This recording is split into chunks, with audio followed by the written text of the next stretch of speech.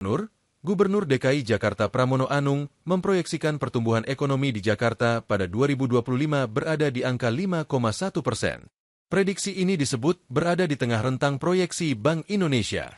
Pramono menjelaskan, pertumbuhan ekonomi Jakarta pada triwulan 3 2025 tercatat 4,96%.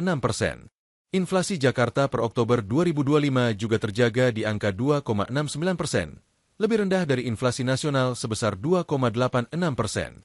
Lalu, tingkat pengangguran terbuka Jakarta juga mengalami penurunan menjadi 6,05% pada bulan Agustus 2025 dan kinerja investasinya mengalami kenaikan yang signifikan menjadi Rp204,13 triliun.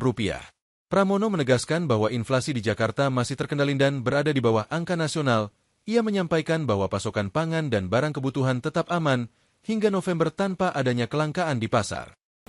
Pada kesempatan ini kami nanti juga akan menyampaikan seperti yang disampaikan oleh Pak Pras tadi, cut-off-nya sampai dengan 20 November 2025. Seperti kita ketahui bersama dari eksekutif sampai triwulan ketiga 2025 Jakarta tercatat pertumbuhannya 4,96% yang menunjukkan pemulihan dan stabilitas ekonomi kota dengan inflasi yang sangat terjaga. Inflasinya 2,69, lebih rendah dari inflasi nasional 2,86%. Tingkat pengangguran terbuka Jakarta juga mengalami penurunan menjadi 6,05% pada bulan Agustus 2025 dan kinerja investasinya mengalami kenaikan yang signifikan menjadi 204,13 triliun. Hal ini menunjukkan bahwa Jakarta dalam periode ini para pelaku dunia usaha memberikan kepercayaan kepada pemerintah Jakarta. Stabilitas ini juga menjadi fondasi dasar untuk terus menjalankan berbagai program prioritas yang akan kami lakukan. Seperti kita ketahui, APBD DKI Jakarta (APBDP) yaitu 91,86 triliun. Realisasi APBD Jakarta hingga 20 November adalah sebagai berikut, menunjukkan tren yang sangat positif. Pendapatan daerah naik dari 62,39 triliun pada bulan Oktober menjadi 68,53 triliun pada bulan November. Ada kenaikan yang cukup tinggi dengan realisasi sebesar 81,15% dari target pendapatan 84,45 triliun sampai dengan akhir Desember nanti. Belanja daerah meningkat dari 47,96 triliun menjadi 51,98 triliun atau 60,46% dari target 85,97 triliun.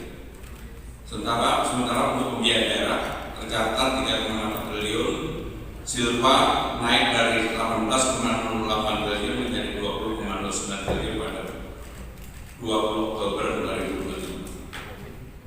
Saudara-saudara sekalian, peningkatan realisasi belanja di akhir tahun ini dapat dipastikan mengingat masih ada sekitar 21.631 paket pengadaan barang dan jasa yang telah dilaksanakan dan proses tender oleh Pokja BPPBJ telah mencapai 95,34%. Saat ini tercatat surplus anggaran sebesar 14,43 triliun.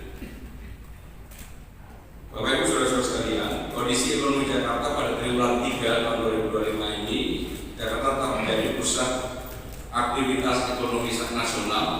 Jakarta memberikan kontribusi 16,39% terhadap produk domestik bruto terhadap PDB. Terutama ditopang yang terutama adalah sektor jasa, transportasi dan akomodasi.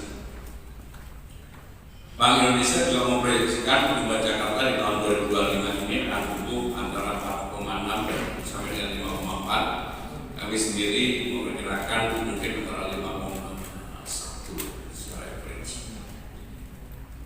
Inflasi Jakarta per Oktober 2025 dari angka 2,69%, seperti yang tadi kami sampaikan, di bawah inflasi nasional 2,86%. Hal ini memperlihatkan bahwa harga barang dan jasa di Jakarta relatif terkendali dan stabilitas pasokan juga terjaga dengan sangat baik.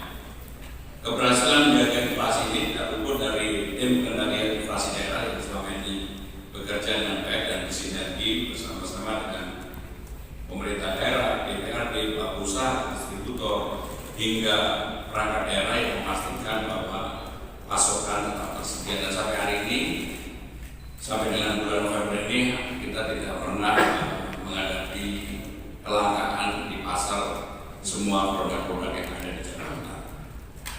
Strategi pengendalian harus kita jaga, kita perkuat melalui pendekatan 4K. Yang pertama adalah menjaga keterjangkauan harga, sehingga memberikan harga menjadi hal yang utama lewat pasar murah, pangan bersubsidi dan sebagainya.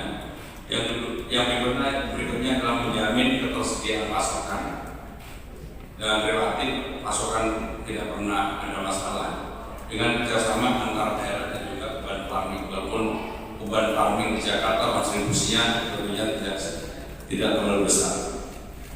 Yang berikutnya adalah memastikan kelancaran distribusi, dan juga yang terakhir adalah yang penting kami selalu mengkomunikasikan atau memperkuat komunikasi publik yang konsisten dalam forum TPID, KRIan maupun monitoring lapangan. Jangan lupa subscribe ya.